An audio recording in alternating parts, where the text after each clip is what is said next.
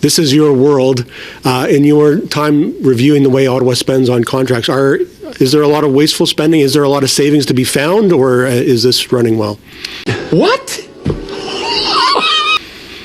So it can only answer in the areas that we have done reviews, right? And we've certainly seen issues associated with service contracts. And so associated with those issues, there's cost savings to be had. There are changes that have been recently announced by the department that we're looking at optimistically.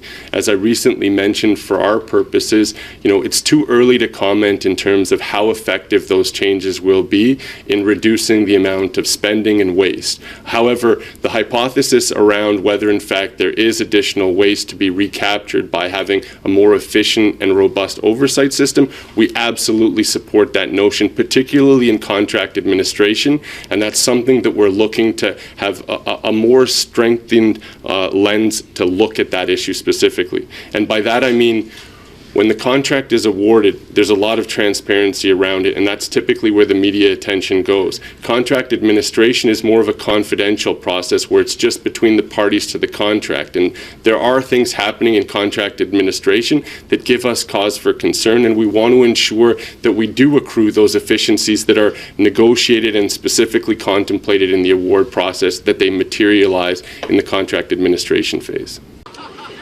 Yes! That's awesome. And as my next question, you mentioned poor performers, and I'd like to get your sense as to how far that goes, because there is, as an example, there's a case where the federal government is pursuing one contractor and subcontractor where the billing was more than 24 hours a day. There's those kinds of allegations of outright fraud.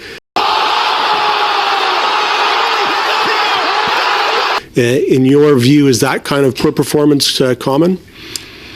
So again, it's too early for me to answer a question about the quantum or how often this is happening, because again, what we note is there isn't a system to accurately capture that picture for you to directly answer your question.